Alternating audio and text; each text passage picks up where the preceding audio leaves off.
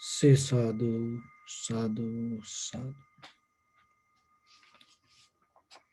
So, dear Dharma practitioners,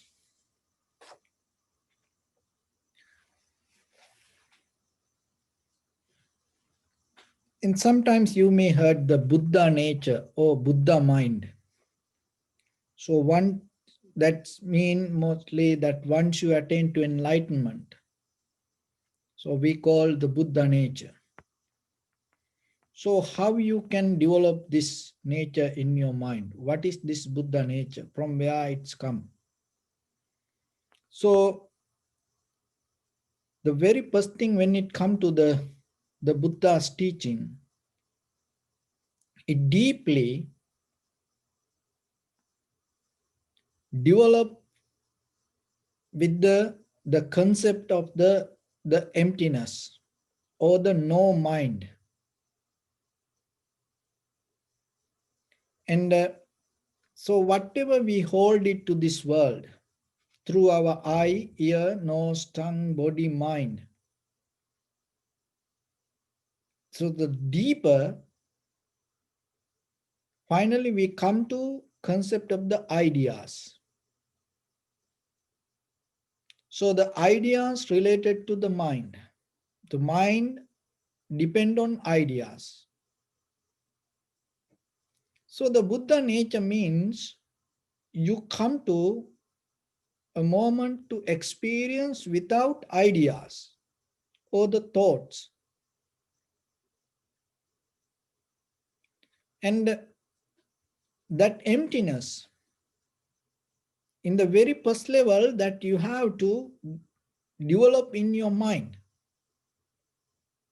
It's nothing to do about empty your house, empty your pocket, empty your car, empty your bag. It's nothing to do. This keep that everything. Don't disturb to that. Don't touch that anything. Just empty your mind. Even for a moment.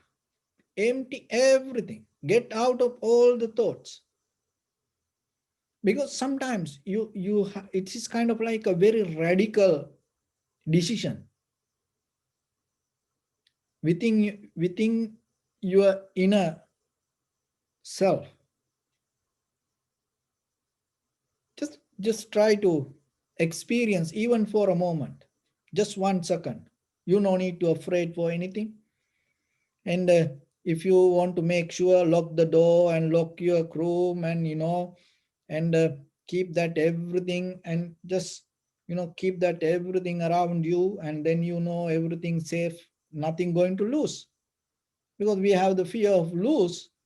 That's why mostly we hold it. Nothing going to lose.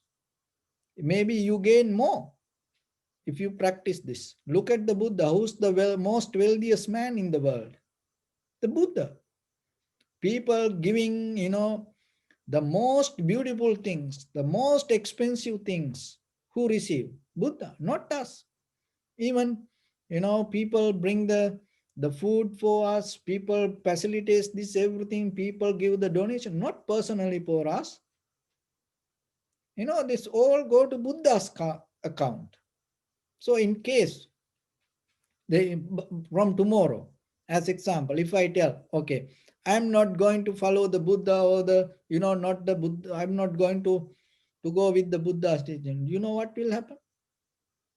Nobody going to listen, nobody going to, and give this anything. So that doesn't mean we clinging to Buddha. It's nothing to do with that. But we trying to follow the path. But so when you become empty and you belong to everything, when you belong to something and you lose a lot of things, you lose a lot of things, you miss a lot of things in your life.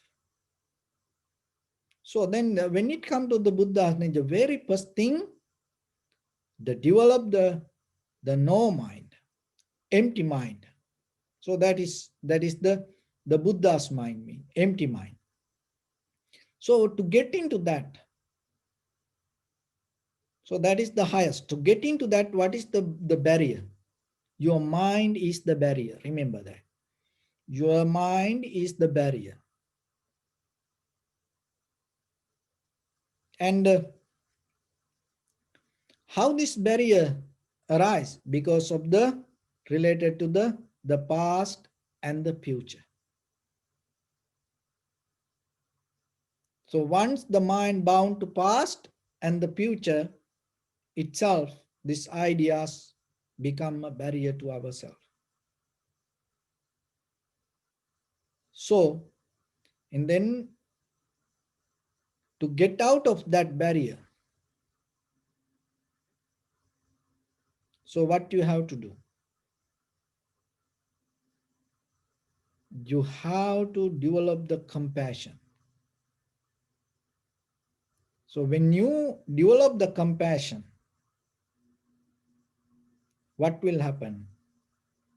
The little by little, all the tangles that we have inside us start to release. All the connection that we develop with the self-centered start to release. Try, you will see. When you get into self-centered mind, the very first thing that you lose the compassion. But when you have the compassion, the very important thing, you get out of the self-centered mind. So, because the compassion and the self-centered mind, the both cannot stay in one place.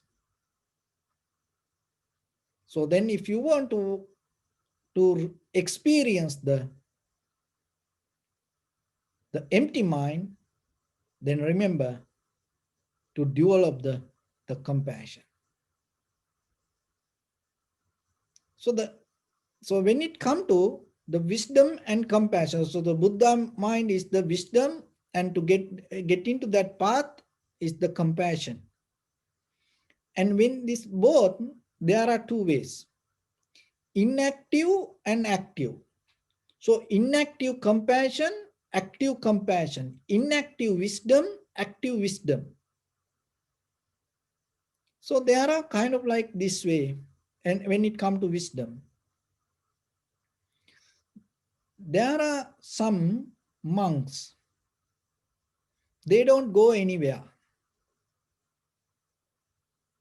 And when you reach to that monk, maybe he living in somewhere, so once somehow you find, and once you reach to that monk, and that monk, so according to that moment or the necessary situations, and giving the wisdom.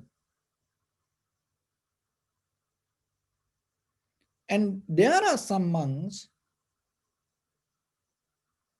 and they look for opportunities, and they look for go somewhere and go to somebody, and then they try to give the teachings.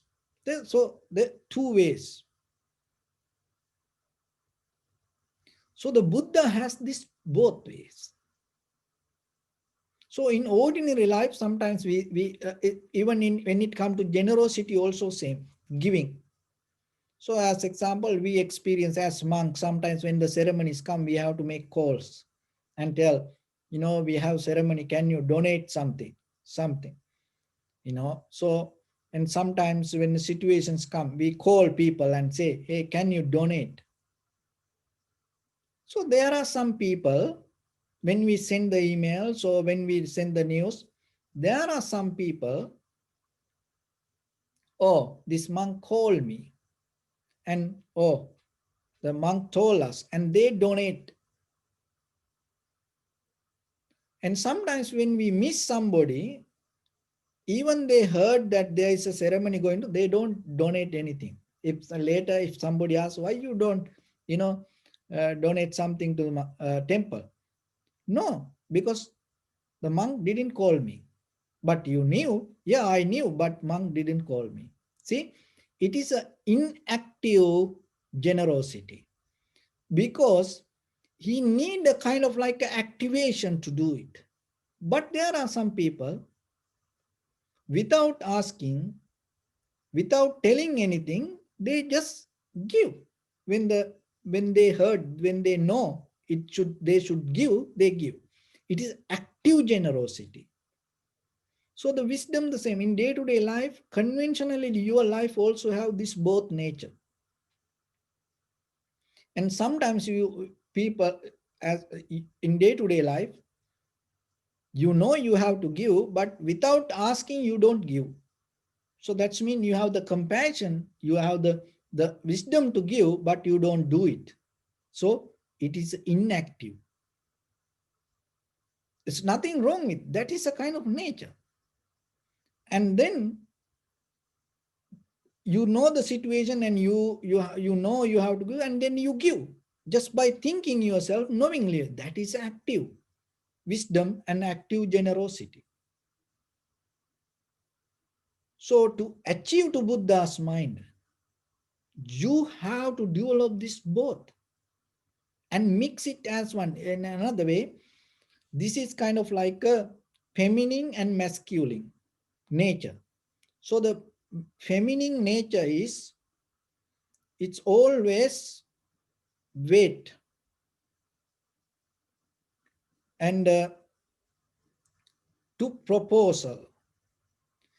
So masculine nature is, it always activate the whatever the situation. So that's why even so like for wedding, even two uh, loved ones, when they're going to get married, so the masculine, the man should propose the marriage. And you see the videos, they go with the ring, and then maybe knee down and worship, and and do everything, and tell, do you marry me, will you marry me? So like that you have to propose. So the girl, no, they don't do it. The girls don't go behind the man, and and knee down or jump into the shoulders and telling, will you marry me? No, they don't do it. So this come from the spiritual base. That's the, because that is the inner nature. It is not a just conventional physical that action. So the Buddha developed this masculine, feminine, both nature, and mix it as one.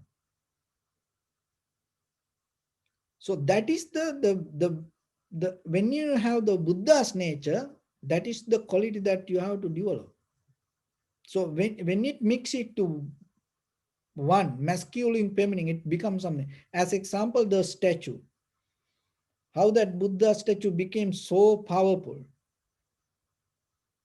because in the beginning of in India, that you see it more kind of like a feminine. Before the great Alexander go to Indian side, the statues you see like Burmese statues, and the and then that other the the statues mostly, that it doesn't have any kind of the the strong attractive quality. It's so rough level of just the form of a statue. And in the Greek statues, and they have the more masculine kind of the level of the statues. So somehow what happened, when they develop the Buddha statue, why it doesn't create any kind of emotions? Because when you see the Buddha statue, it neutralizes your all emotions. It doesn't matter you are feminine or masculine. But there are some statues, when you see, if you are masculine, if you, it create kind of like emotions. And if you are a feminine, it create kind of emotions when you see this statue. But when you see the Buddha statue, it neutralize all the emotions. What is the science? Because the Buddha statue created with the masculine and feminine, the both pictures they put together. It did by the Greek art and the Indian artist. It was a kind of like a huge, huge experiment to get this all the qualities to this Buddha's statue. That mentality, the Buddha's mind, how they bring it to a kind of like a statue, material level. So that's why when you see the Buddha statue, anybody, it doesn't matter whoever, you feel more relaxed, calm. It doesn't bring any emotions. So the same thing with the mind you have to develop. So the compassion and the wisdom, this both to make it, you have to make it, you have to develop it to active compassion. So what is the active compassion mean? Look, now we sitting every day here and say, may all living beings be well and happy. Yeah, it's inactive compassion. It's a compassion, but it is inactive. So what should be the active compassion? So you go somewhere, a stranger come and blame to you, or do, and can you have the mind, may all living beings be well and happy, that mindset in any situation, in day-to-day life, with your husband, wife, your children, your loved ones, your parents, without getting mad, can you handle that situation? That is active compassion. So the wisdom also same. And now we see, oh, impermanent, unsatisfactory nature and selflessness. We observe that. And how about if something, broken or something disappear? And if you get mad, what is the wisdom that you carry in your life? Maybe you can tell to somebody, oh, this is impermanent, oh, like that, you can give a talk like this. But how about when something really in your personal life, if something really hit you hard to your the bottom of your heart, and how something very painful, tired. So can you handle that, knowingly this everything impermanent and selfless like that way? That is active wisdom. So then you have to develop that. So this is what the vipassana does. It make it active, because we all have this Buddha's nature in our mind. Everybody, all living beings have this, but it is a very sleeping mode. It's like in the yoga shastra, it called kundalini yoga. The kundalini power, what it called is like a snake, sleeping snake, on the bottom of your spine. And when you do these things, what happens, the energy start to, so it is inactive, but it is there. So when it comes to the meditation, vipassana, this is the same, compassion and the wisdom. So this, it is in active mode. So then what you have to do? You have to make it activate. Activate through bodily, verbally, and mentally action. And when it comes to that activation, that's something that you have to remember. So what is that? That everything what we experience is kind of like a dream. Once you know that, you will able to handle that, this loving kindness and compassion and wisdom, and maintain it without losing anything. So when it comes to phenomena, so with this everything, physical phenomena, psychological phenomena, material phenomena, so whatever we experience, this everything is a kind of like a dream. But we take this as real. We know this is dream, but we take it as real. That is where the ego settled down. So if this is a dream, how that out of that dream, how the experiencer can be truthful? If you experience something changeable, how the if the object everything change in the material level, very simply we know that there you don't need any big science to to understand it anymore. Even 24/7, just you know yourself that how this everything change, even your body, you know, from morning to night, just you know how this entire body change. You don't need Albert Einstein to come and knock your head and tell, even that your face, your hair, you make your hair even for 10-20 minutes, and after that, it go away. you know Even you make a put a garment, and within few hours it become completely different. You don't need any big science to understand this. So if the old object change, how the subject going to be unchanged? Question yourself. If all the object, physical object, mental object change, how the subject going to be permanent? That is what empty mind, emptiness. So one time Buddha mentioned in a discussion with the monks, asked Buddha asked, there is a huge tree. If the roots are impermanent, the trunk impermanent, all the branches impermanent, the tree leaves impermanent, flowers impermanent, fruits impermanent. Monks, if somebody come and tells, oh, this shadow of this tree is permanent, do you believe? The monks told, no, Bhante, it cannot happen. The same thing with the self.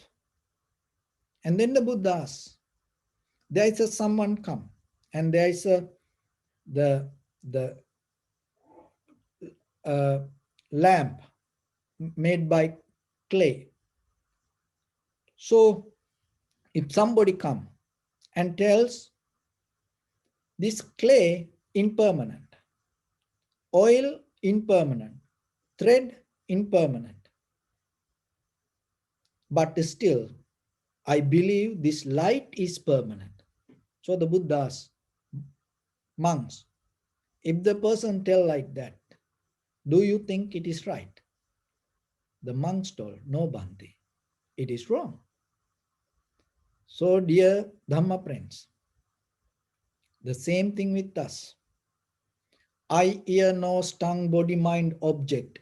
Around us, everything change. Even this eye, ear, nose, tongue, body, mind, the physical object, that also every day change. So then, when it come to this eye, from that eye object, so whatever the eye consciousness arise, that eye consciousness also change. And then out of that consciousness, the feelings arise. That feelings change. And out of that feeling, sensation arise. That sensation change. Not only one, all six sensations change. And out of that six sensations, the formations arise. That everything change.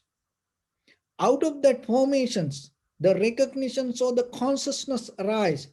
That also change. Then who is going to be there? That is what called no mind. So try to digest it yourself. So with that, I bless upon everyone with this good practice. May all of you be well, happy and peaceful. May no harm come to you, may no difficulties come to you, may no problems come to you. May you also have the patience, courage, understanding, and determination to meet and overcome inevitable difficulties in your life.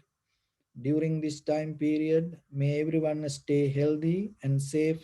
And finally, may all of you attain supreme bliss of Nibbana.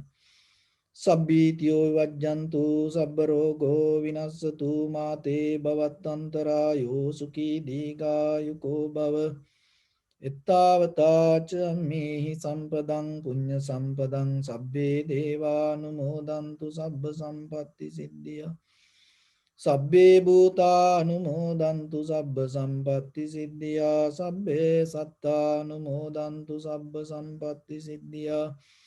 Idamme punya kammang asavakkaya vahang hotu sabba dukkha pamuncatu. Bless you.